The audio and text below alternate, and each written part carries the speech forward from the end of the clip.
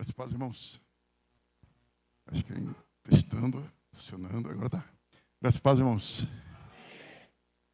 Estou grato a Deus por estarmos juntos e podermos adorar o nome do Senhor nessa noite.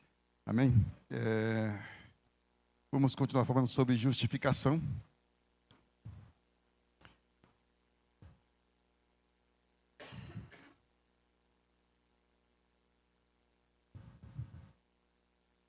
Vamos ter um pouco de paciência, estamos testando um programa novo aqui. Vamos ver se vai.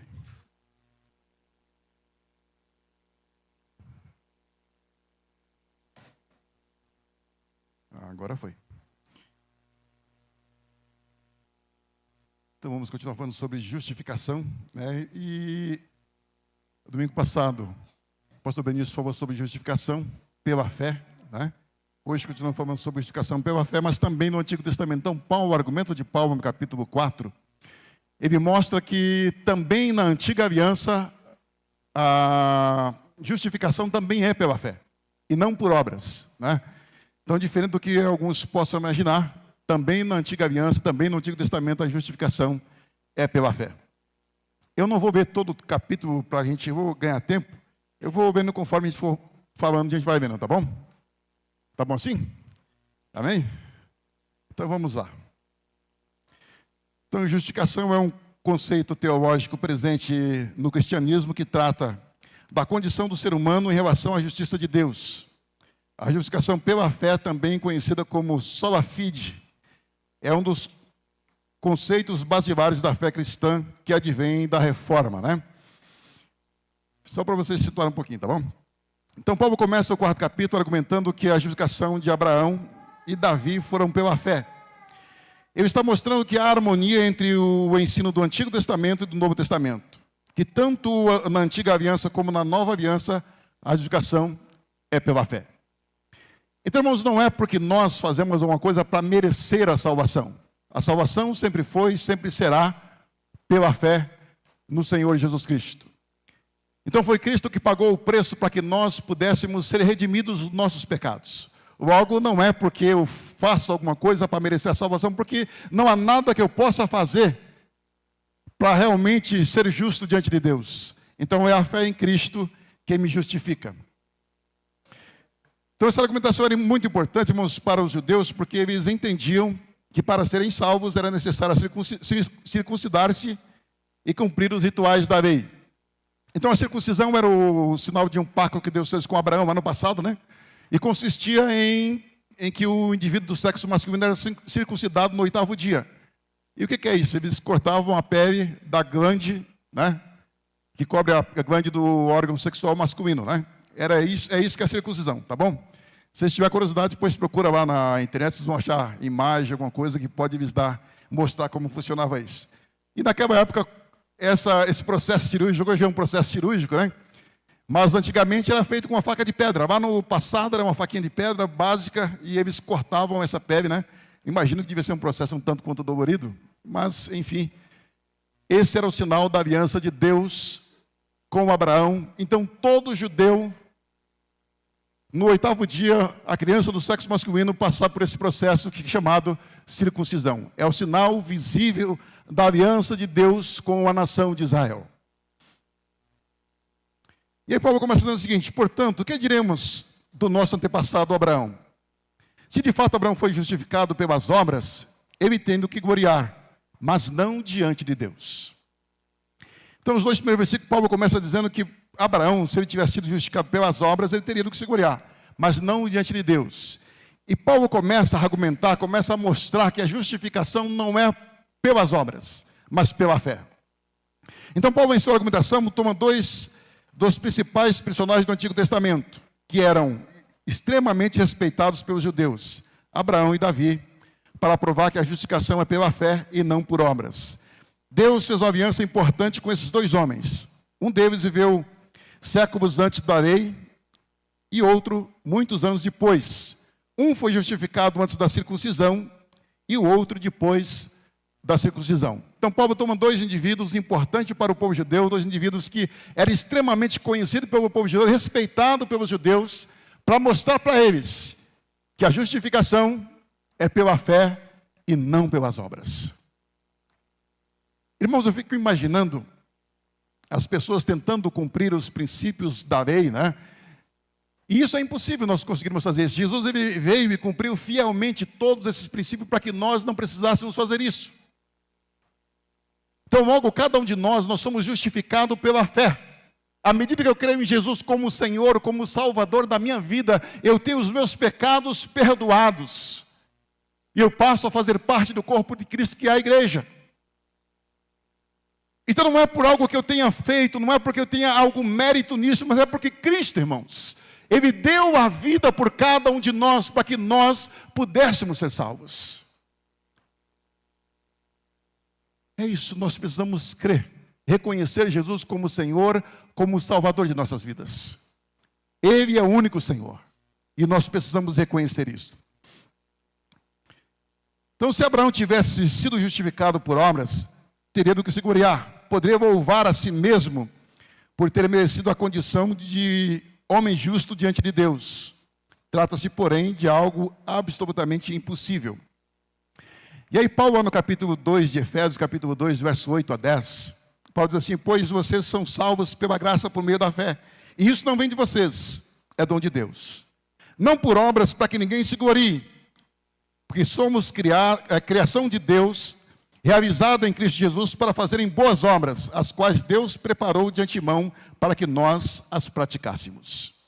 Ou seja, nós praticamos obras não para ser salvos, nós praticamos porque somos salvos. Então todo indivíduo, se você é salvo, imagine você como crente em Jesus Cristo, mas você diz que é crente, você conhece ao Senhor, Ele é o Senhor da tua vida, mas todavia no teu viver diário, você tem uma vida totalmente diferente disso que você confessa com os lábios. Não é um contrassenso, não tem alguma coisa de errada. Irmãos, o nosso discurso, a nossa vida precisa estar alinhada com o nosso discurso. Então a maneira que eu vivo precisa expressar aquilo que eu falo no dia a dia. Então, como cristão, eu preciso a cada dia buscar me tornar mais parecido com o Senhor Jesus Cristo. Paulo, quando ele escreve aos Filipenses, ele diz que ele orava pelos filipenses para que Cristo fosse gerado neles. Irmãos, Cristo precisa realmente habitar em nós. Ele precisa de fato ser o Senhor das nossas vidas, de maneira que nós possamos manifestar a pessoa do Senhor Jesus Cristo ao mundo lá fora. Nós precisamos viver, irmãos, não simplesmente... Quando eu vejo a igreja, eu não quero que nós como igreja, irmãos, sejamos simplesmente mais um grupo de pessoas. Mas eu quero que as nossas vidas sejam relevantes, que as nossas vidas tenham um significado, que as nossas vidas, irmãos, possam influenciar as pessoas que não conhecem a Cristo como Senhor. Então nós podemos fazer a diferença como cristãos. Ainda assim, alguém pode argumentar que, de acordo com Tiago, capítulo 2, verso 21 e 23, Abraão foi justificado por obras. De fato, é isso que a passagem diz, mas seu significado é outro. Na verdade, ele está dizendo que as nossas obras confirmam a nossa fé em Deus. Então, e Tiago diz, eu vou ler o texto da íntegra para vocês entenderem o que Tiago diz, né? Não foi Abraão, nosso antepassado, justificado por obras, quando ofereceu seu filho Isaque sobre o altar? Você pode ver que tanto a fé quanto as suas obras estavam atuando juntas, e ele foi aperfeiçoado pelas obras, cumprindo assim as escrituras que diz: Abraão creu em Deus e isso foi creditado como justiça, e ele foi chamado amigo de Deus. Mas o argumento de Tiago, quando você vê o contexto geral, o que ele está dizendo é que as nossas obras, aquilo que fazemos, confirma a nossa fé em Deus. Ou seja, eu digo que creio, mas ajo de maneira diferente, então alguma coisa está errada. Eu preciso agir de acordo com aquilo que eu digo e creio. Se eu creio em Jesus, se Cristo é o Senhor da minha vida, eu preciso andar à semelhança de Jesus. Eu preciso buscar agir da mesma maneira como Cristo agiria se estivesse aqui em nosso lugar.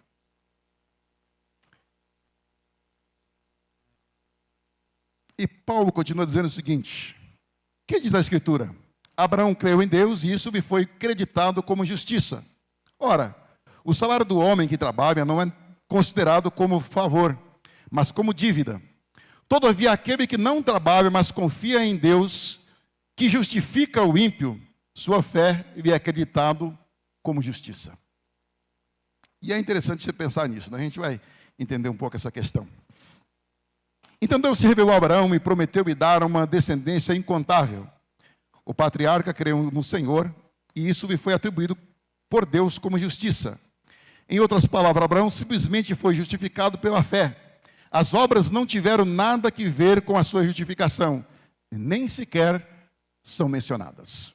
Então Deus chama Abraão, promete a ele uma descendência numerosa, diz que a sua descendência seria tantos como a areia da praia, como as estrelas dos céus. E ele creu. Ele creu e isso foi atribuído a ele como justiça. Irmãos, imagina, a gente vai pensar um pouquinho sobre isso daqui a pouco, mas pensando em Abraão, você é chamado lá da... Ele está em Harã, né? Os seus pais, a sua descendência lá de Ur dos Caldeus, mas ele está em Harã quando ele é chamado por Deus. Deus lhe aparece e chama Abraão, diz, sai da tua casa, do meio da tua parentela, vai para uma terra que eu te mostrarei. Farei de ti uma grande nação. Abençoarei os que te abençoarem e amaldiçoarei os que te amaldiçoarem. E em ti e em sua descendência serão benditas todas as famílias da terra. Irmãos, esse é o primeiro contato de Abraão com Deus. E, no entanto, ele ouve isso da parte do Senhor e prontamente ele sai sem destino. Ele vai em direção a uma terra que Deus havia de revelar a ele. Isso é fé, irmãos. Você imagine que você ouvisse uma voz hoje e, olha, sai daqui e vai lá para tal lugar. Quantos de vocês fariam isso? Vocês iam ter que pedir para Deus, Deus teria que provar por A mais B, que era ele que estava falando com você, para você poder ir. Abraão, irmãos, ele ouviu a voz do Senhor, ele não teve dúvida. Ele simplesmente deixa tudo e vai. Ele ouve e obedece à voz do Senhor. Isso é fé, irmãos. Isso é fé. Eu não sei se eu ouvisse hoje uma voz qualquer e me dissesse que teria que ir para algum lugar. Seria, não, irmãos. Se fosse Deus falando comigo, eu teria que provar por A mais B que realmente ele estava falando comigo para que eu pudesse realmente fazer isso, né? Mas Abraão, ele ouviu a voz do Senhor e ele obedeceu. Então a sua justificação não é por obras, mas a sua justificação é por fé. Ele creu em Deus. Ele creu. Então considera da seguinte maneira: quando o homem trabalha para se sustentar e recebe o pagamento no final do mês, ele tem o direito ao seu salário. Ele o merece. Dessa maneira, ele não precisa agradecer ao empregador pelo salário recebido, pois o pagamento é a recompensa do seu trabalho. Então, todo mundo que trabalha, o que você espera no vencimento lá? É que o seu pagamento cai na conta normalmente, né? E se não cai, você já começa a reclamar, fica chateado, fica bravo, porque o normal é que o pagamento caia normalmente na sua conta lá no final do mês, ou quinto dia útil do mês, depende da empresa que trabalha, como funciona lá, enfim. Mas todo mundo espera receber o seu salário após o mês de trabalho. Isso é normal. Isso ninguém liga para o dono da empresa, óbvio, eu quero agradecer pelo meu pagamento. Não, porque você trabalhou, você merece, é sua obrigação receber isso. Mas vamos entender um pouco isso, tá? A justificação, porém, não funciona dessa forma. Por mais espantoso que pareça, o homem justificado é, em primeiro lugar, aquele que não trabalha. Ele renuncia a toda e qualquer possibilidade de merecer a sua salvação. Rejeita qualquer mérito pessoal ou bondade inerente. Reconhece que nem mesmo seus maiores esforços poderiam, de alguma maneira, cumprir as justas exigências de Deus. Ou seja, você entende que não há nada que você possa fazer para se justificar diante de Deus. Mas você crê. Você crê em Jesus como Senhor, como Salvador da sua vida. Ou seja, você não fez absolutamente nada para merecer a salvação, mas ainda assim Deus, em sua misericórdia, te alcançou e você é salvo pela fé. Mesmo não tendo feito absolutamente nada para merecer, irmãos, porque cada um de nós, o que merecíamos era a morte. Nós somos pecadores, nós estávamos destinados realmente à morte, mas Jesus Cristo veio, morreu em nosso lugar para que nós pudéssemos ser salvos. Então não é por méritos, irmãos, mas é porque Cristo deu a sua vida por nós, é que nós somos salvos. E é isso que Paulo está argumentando, que Abraão não foi justificado por obras. mas foi justificado pela sua fé. Ele não fez nada para merecer, mas, no entanto, e a gente vê que a iniciativa é de Deus. É Deus que primeiro toma a iniciativa de chamá-lo, e é Deus que o conduz, né? Ele simplesmente ouve, ele acredita, começa a seguir a direção que Deus lhe dá. E quando a gente pensa em Abraão, irmãos, Deus o chamou, ele estava com aproximadamente 75 anos, né? Vocês sabem quanto tempo demorou para cumprir a promessa? Para que Deus pudesse reafirmar a promessa? 25 anos. Ele estava com 75, Sara devia ter em torno de 65, mais ou menos, e demorou 25 anos para que Deus cumprisse a promessa de dar um filho, porque ele não tinha filhos. E não estou falando de Ismael, não. O filho da promessa é Isaac, né? Mas a gente chega lá. Em resumo, a justificação é para as pessoas que reconhecem que são pecadoras e que dependem totalmente da misericórdia de Deus. É uma dádiva concedida pela graça mediante a obra redentora de Cristo na cruz do Calvário. Então, reconhecermos que nós somos pecadores, porque para ser salvo, o primeiro passo é reconhecer que somos pecadores. Só um pecador reconhece que precisa de um Salvador. Tem muitas pessoas que normalmente argumentam, mas eu sou uma pessoa boa, eu não faço isso, não faço aquilo, né? Mas o fato de você não ser uma pessoa que não roubar, não matar ou coisa parecida, isso não te justifica diante de Deus, irmãos. Ninguém é salvo porque é uma pessoa boazinha. Nós somos salvos porque cremos em Jesus como Senhor e Salvador das nossas vidas. E ainda que você seja o pior das criaturas, irmãos, quando nós temos um encontro com Jesus, as nossas vidas são completamente transformadas pelo Senhor. É Deus que nos transforma, é Deus que muda de maneira radical as nossas vidas. Deus transforma um homem miserável, pecador, em um homem limpo, lavado e remido pelo sangue de Cristo. Como diz Paulo, aquele que está em Cristo é uma nova criatura, irmãos. Então, se o camarada diz que teve um encontro com Jesus, necessariamente ele precisa ter uma mudança de vida. Não dá para ter um encontro com Jesus e continuar sendo o mesmo indivíduo, a mesma pessoa. Mas todos aqueles que têm um encontro com Jesus, a sua vida é transformada. Então Deus muda, irmãos. É Deus que transforma. Então logo, o que nós precisamos realmente é crer. E agora, Paulo falando de Davi, Davi diz a mesma coisa, quando fala da felicidade do homem, a quem Deus acredita justiça, independente de obras. Como são felizes aqueles que têm as suas transgressões perdoadas, cujos pecados são apagados. Como é feliz aquele a quem o Senhor não atribui culpa. Paulo aqui está mencionando o Salmo 32, verso 1 e 2, né? E é importante nós pensarmos um pouco sobre Davi, né? Davi não era um homem perfeito, né? Como nenhum de nós somos, irmãos. Deus não chama pessoas que são perfeitas. Não, Deus chama pessoas imperfeitas e transforma essas pessoas. Bem, então vamos lá. Em seguida, Paulo corrobora a sua argumentação falando de Davi. As palavras assim também, no início do versículo, indicam que a experiência de Davi foi semelhante à de Abraão. O grande rei e poeta de Israel afirmou a felicidade do pecador a quem Deus atribui justiça, independente das obras. E quando vocês olham para Davi, e aqui, apesar de Davi ter usado exatamente, apesar de Davi não ter usado exatamente essas palavras, coberto, bem-aventurado aquele a quem o Senhor não atribui pecado, e em cujo espírito não há engano. Então o que Paulo viu nesses versículos, em primeiro lugar, observou que Davi não menciona obras. O perdão diz respeito à graça de Deus e não aos esforços humanos. Em segundo lugar, observou que Deus justifica o ímpio. Davi havia cometido adultério e homicídio, e de acordo com a lei, ele deveria morrer.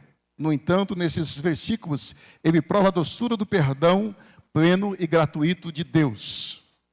Então, Davi havia pecado contra o Senhor, e no Salmo 51, no versículo 10, nós encontramos Davi, depois dele confessar o seu pecado, ele diz: cria em mim, ó Deus, um coração puro. Renova em mim um espírito reto. Não me lances fora da sua presença, não retire de mim o teu Santo Espírito, mas torna a dar-me a alegria da tua salvação. Então, mesmo Davi, irmãos, quem conhece, reconhece que é pecador, que ele nasceu em pecado, que ele era alguém indigno, mas, no entanto, Deus, na sua misericórdia, o perdoou. Não por obras, porque ele não merecia coisa alguma. Mas Deus, na sua misericórdia, Deus o amou e perdoou os seus pecados. Deus nos amou. Ele olhou para mim, para você, e apesar de que nós somos, Deus nos amou. Nos amou apesar de que nós somos. Porque eu não olho para mim, irmãos, eu não sou grande coisa não. E não era grande coisa, irmãos, mas Deus, na sua misericórdia, me alcançou. Então é por misericórdia, é o amor de Deus sendo derramado em nossas vidas. É Deus em sua misericórdia nos alcançando, apesar de quem nós somos. Quando eu olho, irmãos, eu sei que nós não somos tudo o que Deus gostaria que fôssemos. Nós estamos muito longe disso. Mas eu sei de uma coisa, Deus me ama. E o amor de Deus é eterno. O amor de Deus é eterno. Jeremias diz assim: há muito o Senhor me apareceu dizendo, com amor eterno eu te amei, e com cordas humanas te atraí. Irmãos, Deus nos amou com amor eterno. Ou seja, o amor de Deus, como diz Jeremias, nunca termina. Ele não tem fim.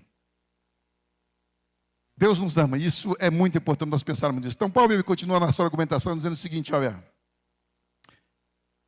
destina-se esta felicidade apenas aos circuncisos ou também aos incircuncisos?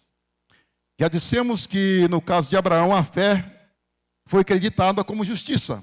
Sob quais circunstâncias? Antes ou depois de ter sido circuncidado? Não, foi depois. Não foi depois, mas antes, é o que diz Paulo, né? Então, se ele recebeu a circuncisão como sinal, como selo da justiça que ele tinha pela fé, quando ainda não fora circuncidado. Portanto, ele é pai de todos os que creem, sem terem sido circuncidados, a fim de que a justiça fosse creditada também a eles. E é igualmente pai dos circuncisos, que não são somente os circuncisos, mas também andam nos passos da fé que teve nosso pai Abraão antes de passar pela circuncisão. Então, quem que é justificado? O camarada só porque é circunciso ou circuncidou, passou pelo processo de circuncisão, é justificado? Não. A circuncisão não tem valor nenhum. É justificado aquele que crê. A semelhança de Abraão, que creu antes de haver sido circuncidado. E a circuncisão era apenas uma confirmação da sua fé em Deus. Então, tanto circunciso quanto incircunciso, ambos são justificados pela fé. Então, quando o povo judeu olhava para o gentil era um povo desprezível, né? Porque não fazia parte da aliança, porque não foi circuncidado, não fazia. Então, quando você, por exemplo, o gentil queria fazer parte da comunidade de Israel, o que eles precisavam fazer? Passar pelo processo de circuncisão, abraçar as leis judaicas, e aí dessa maneira ele passava a ser um judeu. Era aceito na comunidade de Israel. Na igreja não é assim. Nós fazemos parte da igreja, primeiro nós precisamos crer em Jesus como o Senhor e Salvador das nossas vidas. E em seguida passamos pelo batismo, reconhecendo que Cristo morreu pelos nossos pecados, né? E o batismo agora é o meio de ingressarmos à igreja como corpo de Cristo. Então é pelo batismo. Isso para quem está chegando à fé em Cristo, né? Então, irmãos, tanto o circunciso quanto o incircunciso, ambos são justificados pela fé. Então a justiça é atribuída aos que creem, sejam eles circuncidados ou não.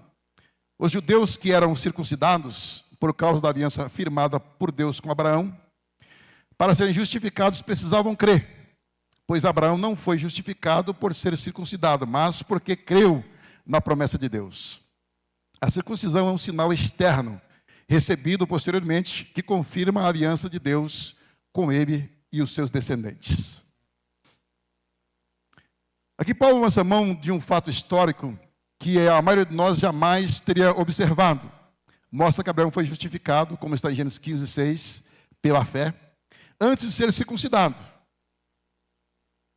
Se o pai do povo de Israel foi justificado pela fé, estando ainda incircunciso, logo todos os que creem podem igualmente ser justificados por sua fé e não por obras que venham a praticar. Então não é por obra, irmão. Não há nada que eu possa fazer para merecer a salvação, para merecer ser justificado por Deus. Então é simplesmente por fé. Assim a circuncisão não foi causa instrumental da justificação de Abraão, mas apenas um sinal exterior em sua carne de que ele havia sido justificado pela fé. Além de ser um sinal, a circuncisão foi um selo, a saber, o selo da justificação que vem através da fé que Abraão teve quando ainda era incircunciso. Então esse era o sinal. E nós, como igreja, que sinal nós temos? Aí Paulo, quando escreve aos Efésios, no capítulo 1, verso 13 e 14, ele diz assim, olha, nele quando vocês ouviram e creram na palavra da verdade, o evangelho que os salvou, vocês foram selados com o Espírito Santo da promessa, o qual é a garantia da nossa herança até a redenção daqueles que pertencem a Deus para o louvor da sua glória. Então, a partir do momento que nós cremos, nós somos selados com o Espírito Santo de Deus. Em outra tradução diz que ele é o penhor, ele é a garantia da nossa salvação. Então, quando é que o Espírito Santo vem morar em nós, passa a residir em nós? A partir do momento que eu creio.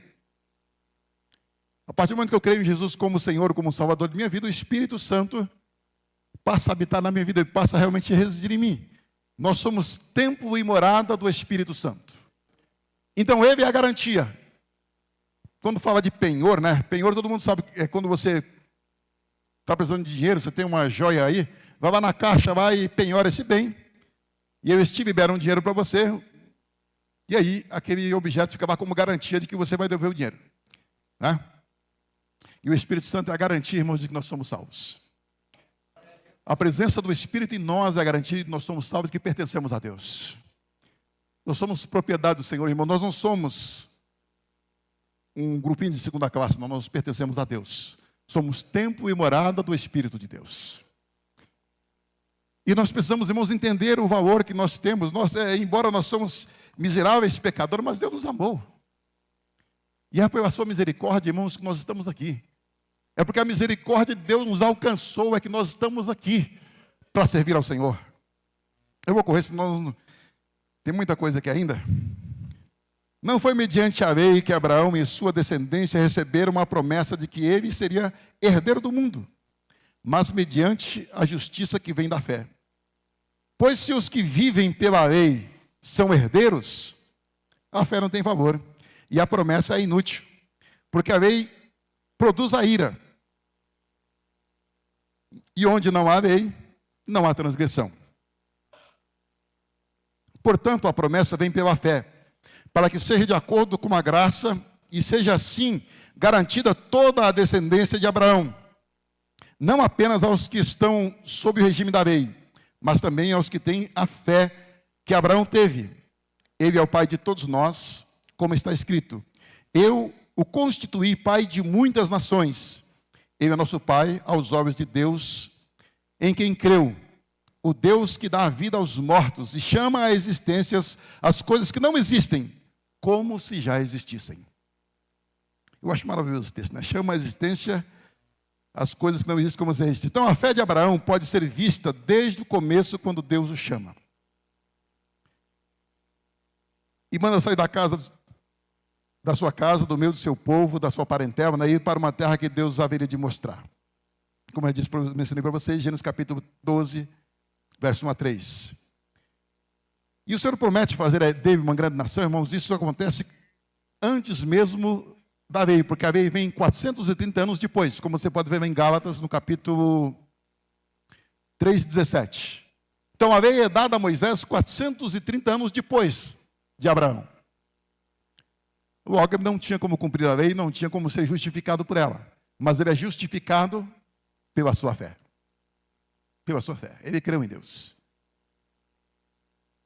E esse é realmente o milagre da fé, né, irmãos? Crermos e sermos salvos por ela. Então foi uma promessa incondicional feita pela graça, a ser recebida pela fé. O mesmo tipo de fé por meio da qual recebemos a justiça de Deus nos dias de hoje. A expressão herdeiro do mundo significa que Abraão seria pai dos gentios e dos judeus que crescem, como está nos versículos capítulo 4, verso 11 a 12, e também capítulo 4, verso 17 e 18. Né? Seria pai de muitas nações e não apenas de Israel. Então essa promessa de Deus, lá no capítulo 17, 5 de Gênesis, diz assim, ó: não será mais chamado Abraão, seu nome será o nome será chamado Abrão, né? O seu nome será Abraão, porque eu o constituí pai de muitas nações. Muitas nações. Então, todos nós que cremos, pela fé, somos filhos de Abraão, porque cremos à semelhança dele. Agora é importante nós ressaltar, irmãos, que a igreja não é o Israel de Deus. A igreja é a igreja de Jesus. Israel é o Israel de Deus. Deus tem uma aliança específica com Israel e uma aliança específica com a igreja. Então a igreja não substitui ou anula a aliança de Deus com Israel. Israel continua sendo o povo de Deus. E a Bíblia diz que prosperam aqueles que te amam, ó Jerusalém. Então nós como igreja precisamos orar pela paz de Jerusalém, precisamos orar pelo povo judeu, para a salvação deles, né? Porque não é que todo judeu será salvo, não, será salvo aqueles que creem, tá bom? Mas nós não anulamos, a igreja não anula a promessa de Deus com Israel, tá? É preciso que a gente tenha isso em mente, né? Eu já vi algumas pessoas dizendo que nós somos Israel. Não somos Israel, Deus, somos a igreja de Jesus, né? Israel é a nação de Israel, Deus tem uma aliança específica com eles, diferente conosco. Ok?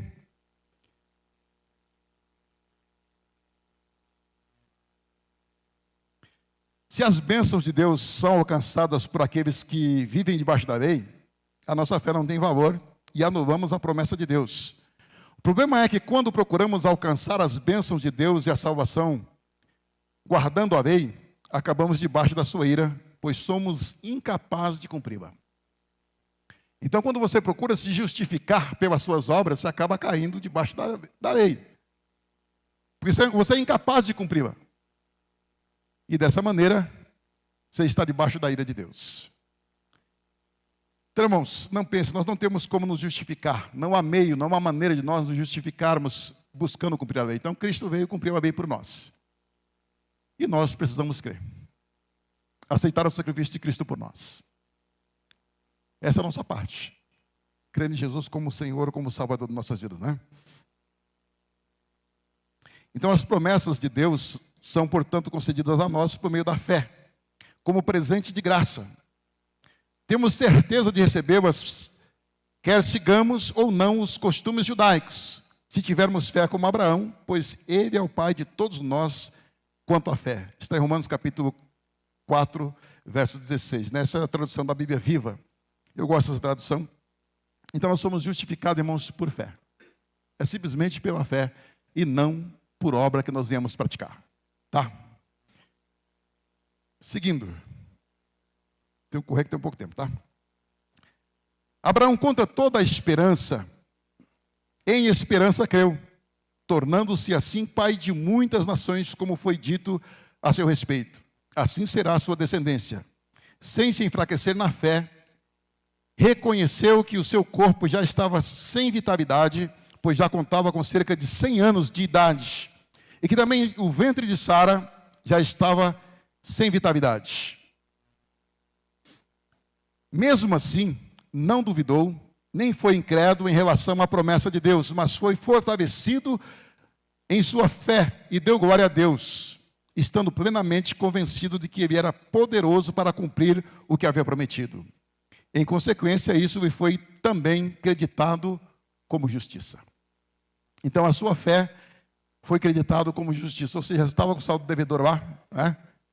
Mas foi creditado na sua conta lá um saldo positivo, ou seja, você foi justificado por fé e não por obras. Então, quando Deus chama Abraão, ele estava com 75 anos e Sara deveria ter por volta de 65. E o Senhor prometeu fazer dele uma grande nação. E nele, em sua descendência, ele abençoar todas as famílias da terra. Mas Deus esperou 25 anos para confirmar a promessa. E agora os dois estão bem idosos, ele quase 100 anos, e ela com 90. Ou seja, humanamente impossível. Mas mesmo diante de toda a impossibilidade deles de imaginar, eu imagino o Abraão olhando para si mesmo, para sua esposa, envelhecidos, mas ainda assim, a Bíblia diz que ele foi fortalecido na fé, dando glória a Deus. Mesmo diante de todas as impossibilidades, irmãos, ele não duvidou que Deus poderia fazer isso. Ele não teve dúvida. Ele creu que Deus faria, porque Deus é fiel, irmãos. E se ele prometeu, ele vai cumprir aquilo que prometeu. Então ele não duvidou. Eu imagino imagine um camarada de 100 anos hoje, gerando filhos, né? Uma senhora de 90 anos. Só Deus para fazer isso, né? Só Deus. Irmãos, Deus é tremendo. Deus faz aquilo que aos nossos olhos é impossível. Quantas situações nós nos deparamos e nós olhamos e pensamos assim, poxa, não tem jeito, é impossível. Mas, irmãos, quando nós olhamos e achamos que é impossível, Deus continua sendo o Senhor. Deus continua sendo o Senhor e Ele está no controle de todas as coisas. Abraão não duvidou. Ele entendia que Deus faria aquilo que prometeu. Na tradução da Bíblia Viva, olha como diz o texto. E porque a sua fé era forte, ele nem preocupou com o fato de já ser idoso demais para ser pai. Pois já tinha cerca de 100 anos. E Sara, sua mulher, também era idosa demais para ter filho. Entretanto, Abraão nunca duvidou. Creu em Deus, pois a sua fé e a sua confiança em relação à promessa de Deus tornaram-se ainda mais fortes. Ele ainda louvou a Deus por essa promessa, antes mesmo de acontecer o que havia sido prometido. Ele estava absolutamente certo de que Deus tinha todo o poder de cumprir qualquer coisa que havia prometido. E foi por causa da fé que Abraão foi aceito por Deus. Então ele estava convencido, irmãos, de que Deus faria aquilo que prometeu. Ele não tinha dúvida nenhuma. Não havia nenhuma dúvida de que Deus faria aquilo que prometeu. Então o patriarca não vacilou diante da impossibilidade para o cumprimento da promessa. Para Abraão, a única coisa impossível era Deus mentir. Com sua fé forte e vibrante, ele glorifica a Deus, aquele que indubitavelmente cumpriria sua promessa, desafiando todas as leis da probabilidade. Então, irmãos, mesmo diante de tudo, quando tudo parece contrário, quando não há nenhuma possibilidade, mesmo diante dessa situação humanamente impossível, Abraão, ele creu. Abraão creu. Quando Deus disse para ele, olha, dentro de um ano, a tua mulher abraçará um filho. Ele não duvidou, irmãos. Mesmo estando envelhecido, mesmo não havendo possibilidades do ponto de vista humano, ele creu em Deus. Queridos, nós precisamos confiar no Senhor. A palavra de Deus, irmãos, ela é imutável. É a verdade de Deus para cada um de nós, nós precisamos confiar no Senhor. Precisamos confiar na sua palavra. Jesus, passarão os céus e a terra, mas a minha palavra não passará. Irmãos, a palavra de Deus, ela é fiel. Ela é viva e eficaz, como diz Paulo, mais penetrante que a espada alguma de 2 gumes. Ela vai até a divisão das juntas da alma, das juntas e medula, né? Da alma e do espírito. Então, irmãos, Deus é fiel e a sua palavra permanece firme. Irmãos, ela é imutável. A palavra de Deus não precisa ser renovada, não precisa ser mudada. Não, irmãos, quem precisa mudar somos nós. É nós que precisamos nos enquadrar dentro dos princípios da palavra de Deus. Mas hoje as pessoas não querem mudar a Bíblia para poder agradar as pessoas. Irmãos, não é a Bíblia que precisa mudar. Quem precisa mudar somos nós. Nós é que precisamos mudar. Agora querer mudar a palavra de Deus, irmãos, a palavra de Deus não tem como mudá-la, tá? Então, seguindo. Abraão não sabia como Deus cumpriria a sua promessa, mas isso não era importante. Conhecia a Deus e estava convicto de que Ele era poderoso para cumprir o que prometera. Deus se agradou e ainda se agrada de encontrar homens que crêem na sua palavra. E assim, acreditou essa fé como justiça na conta de Abraão. Onde antes havia um saldo de pecado e culpa, passou a haver apenas uma condição justa diante de Deus. Abraão foi livrado da condenação e justificado pelo santo Deus mediante a fé. Então, irmãos, nós estávamos destinados à condenação. Mas o sacrifício de Cristo nos possibilita nos aproximarmos de Deus. O pecado, como diz lá em Isaías, no capítulo 59, verso 2, diz que o pecado causa divisão entre nós e o nosso Deus, de maneira que Ele não nos ouça. Mas o sacrifício de Cristo, irmãos, o sangue de Cristo nos purifica de todo pecado, como diz no capítulo 1 João, capítulo 1, verso 7, diz que se andarmos na luz, como na luz está, temos comunhão uns com os outros, e o sangue de Jesus Cristo, seu Filho, nos purifica de todo pecado. E aí no versículo 9, ele diz, se confessarmos nossos pecados, Ele é fiel e justo para nos perdoar os pecados e nos purificar de toda injustiça. Então, irmãos, é o sangue de Cristo que nos limpa, que nos purifica de todo o pecado. Então, o sacrifício de Cristo nos limpou do pecado, nos fomos redimidos pelo sangue de Cristo, né? E nós hoje temos acesso à presença de Deus. Como diz o escritor aos Hebreus, o véu do templo se rasgou de alto a baixo, irmãos, e hoje nós podemos entrar por esse novo e vivo caminho de acesso à presença de Deus. O caminho está aberto, irmãos, a porta está aberta, a porta é Cristo, e nós podemos entrar. Mas entramos pela fé. Não é pelas nossas obras, não é porque nós somos bons, mas é pela fé em Cristo. E para encerrarmos, as palavras que foi acreditada não foram escritas apenas para ele, mas também para nós. A quem Deus acredita a justiça para nós que cremos naquele que ressuscitou dos mortos a Jesus, nosso Senhor. E foi entregue à morte por nossos pecados e ressuscitou para a nossa justificação.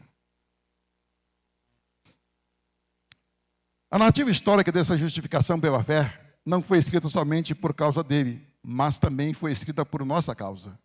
Nossa fé é igualmente reconhecida quando cremos no Deus que ressuscita dentre os mortos, a Jesus, nosso Senhor.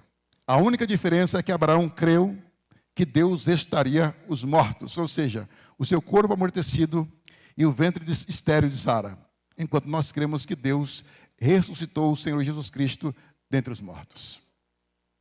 E pensando Abraão, quando Deus pede o seu filho Isaque como sacrifício, o escritor aos Hebreus diz que ele cria que Deus era poderoso para até mesmo levantar Isaque dentre os mortos. E por isso, irmãos, ele não duvidou. Quando Deus pede o seu filho como sacrifício, ele não teve dúvida. Ele vai para o Monte Moriá, ele está a ponto de sacrificar Isaque. Mas Deus brada do céu e diz, não faça tal coisa, porque agora sei que crês em Deus.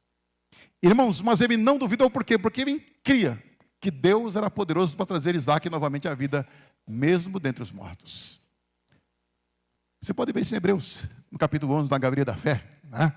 Então, irmãos, ele não duvidava, ele tinha realmente confiança em Deus, ele sabia o Deus que ele estava crendo. Como diz Paulo, eu sei que nem o querido, e sei que é poderoso para guardar o meu depósito até o final. Irmãos, nós precisamos ter essa mesma convicção, essa fé, nós precisamos saber em quem nós temos crido. O nosso Deus é poderoso. O nosso Deus é poderoso, irmãos. Nós cremos no Deus que cuida das nossas vidas, estão nas mãos do Senhor. Nós podemos confiar, irmãos, podemos descansar nas promessas de Deus, porque elas são imutáveis. Tudo pode mudar, mas a palavra de Deus permanece, irmãos. Nós podemos confiar nas promessas de Deus. Então o Senhor foi entregue por causa das nossas transgressões e ressuscitou por causa da nossa justificação. Ele foi entregue não apenas por causa das nossas transgressões, mas a fim de eliminá-las. Ressuscitou por causa da nossa justificação, ou seja, a fim de mostrar a satisfação absoluta de Deus com respeito à obra de Cristo, por meio da qual somos justificados. Então nós somos justificados por fé, irmãos. A Bíblia diz que quando no terceiro dia, quando as mulheres foram levar a especiaria lá para colocar no corpo de Jesus, elas chegaram ao túmulo, a pedra tinha sido removida e o túmulo estava vazio. E dois varões resplandecentes apareceram a elas e disse, por que buscais entre os mortos aquele que está vivo? Ele não está mais aqui, mas ele ressuscitou. Irmãos, essa precisa ser a nossa esperança, porque Cristo morreu, mas a morte não pôde detê-lo. A morte não pôde segurá-lo. No início do terceiro dia, ele ressuscitou, como era a promessa de Deus. E ele ressuscitou para que nós tenhamos esperança. Porque você imagina se Jesus não houvesse ressuscitado. Se não houvesse ressuscitado, não havia redenção. E nós estávamos sem esperança. Mas no início do terceiro dia, irmãos, ele ressuscitou. E Jesus Cristo está vivo. Ele está à destra de Deus, e a Bíblia diz que ele intercede por nós. O Senhor está vivo, irmãos. E nós podemos adorar o Senhor, porque Ele está vivo. Adorar o Senhor e conviver com Ele. Não como alguém lá no céu, distante, inacessível, não, mas como alguém que está presente, que está conosco a cada momento, a cada instante. Eu que sou meio xarope, né? Às vezes eu estou dirigindo e às vezes acontece de eu chegar, Senhor, senta aqui do meu lado, vamos conversar. E começo a conversar com ele mesmo, como se realmente, de fato, ele estivesse ali comigo. Porque eu sei que ele está, embora não fisicamente, mas presente onde eu estou. E conversar realmente, irmãos, com o Senhor, expor aquilo que está em nossos corações, as nossas alegrias, as nossas tristezas, as nossas dores, porque o Senhor, Ele nos conhece. Irmãos, e o Senhor quer participar das nossas vidas, Ele não quer simplesmente aquele Senhor lá no céu, não, irmãos, Ele quer fazer parte da tua vida. Eu não entendo as pessoas, porque muitas vezes elas temem, aqui dentro da igreja, é um temor tremendo, mas quando estava fora, que ninguém está vendo. Mas, irmãos, embora eu não esteja vendo, o pastor não esteja vendo, os irmãos não estejam vendo, os olhos do Senhor estão sobre a sua vida. Nós precisamos temer ao Senhor, irmãos, a ponto de não fazer aquilo que é errado, mesmo que ninguém esteja vendo. Porque Deus nos conhece, Deus nos vê. O escritor aos Hebreus, no capítulo 4, verso 3, diz que todas as coisas estão nuas e patentes aos olhos daquele com quem temos que prestar conta. Ele diz que não há criatura alguma encoberta, mas todas as coisas, né, estão nuas e patentes aos olhos com quem nós temos que prestar conta. Ou seja, irmão, nada, absolutamente nada que nós fazemos passa desapercebido diante dos olhos do Senhor, mas Deus vê todas as coisas, Deus nos conhece. Como diz o salmista no Salmo 139, se eu não estiver equivocado, ele conhece o nosso assentar, o nosso levantar, de longe ele entende os nossos pensamentos. A palavra não chegou ainda em nossa boca e tudo ele sabe. E ele diz, para onde me ausentaria do seu espírito? Se eu tomar as asas do alvorada e for para me deter no oriente, mas o Senhor está. Se eu subo aos céus, lá também o Senhor está. Ou seja, ele diz que não há absolutamente, não há como nós fugirmos do Senhor, porque Deus está em todos os lugares, né? Deus não está em todas as coisas, Deus está em todos os lugares. Amém? Todos os lugares, Deus está aqui. Amém? Então Deus está aqui, Deus está na tua casa, Deus está em todos os lugares. Então as nossas transgressões eram um problema que precisava ser tratado em primeiro lugar. Nossa justificação é o resultado garantido pela ressurreição de Cristo.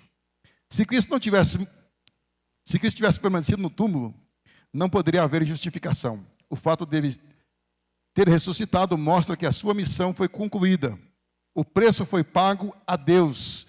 O preço foi pago e Deus está absolutamente satisfeito com a obra expiatória do Salvador. Então o preço foi pago, irmãos. Nós somos justificados. A Bíblia diz que o castigo que nos traz a paz estava sobre ele. E pelas suas pisaduras fomos sarados. Irmãos, o preço foi pago, nós somos livres. Eu e você, nós somos livres. Não estamos mais debaixo do pecado ou escravizados pelo pecado. Hoje nós temos, irmãos, a última palavra. Mesmo diante da tentação, mesmo diante da provação, nós temos a última palavra. Ceder ou não ao pecado, ceder ou não à tentação. A última palavra é porque você é livre. E só quem é livre tem condição de decidir, tem condição de escolha. Nós somos livres. Cristo nos libertou do poder do pecado. Nós podemos hoje adorar o Senhor, irmãos. Vir à igreja, adorar o Senhor, é algo que fazemos por amor. Pelo menos eu faço por amor, porque eu sou livre. O Senhor me libertou. O sacrifício de Cristo, irmãos, na cruz do Calvário, nos deu essa liberdade, essa condição de podermos viver na presença de Deus. Nós somos livres. Hoje não precisamos vir aqui trazendo algum animal para o sacrifício. Não, irmão, nós somos livres. O sacrifício foi feito na cruz do Calvário. Cristo pagou o preço pelos nossos pecados, né? Ele é o Cordeiro de Deus que tira o pecado do mundo. Então nós somos livres. Eu e você, cada um de nós somos livres. E nós podemos bradar que nós somos livres. Irmãos, podemos realmente agir agora com liberdade, porque nós somos livres em Cristo Jesus, né? Não há mais condenação. Paulo diz, nenhuma condenação há para os que estão em Cristo Jesus, né? Que não manda segundo a carne, mas segundo o Espírito. Nenhuma condenação, nós somos livres. Vamos ficar em pé, vamos orar.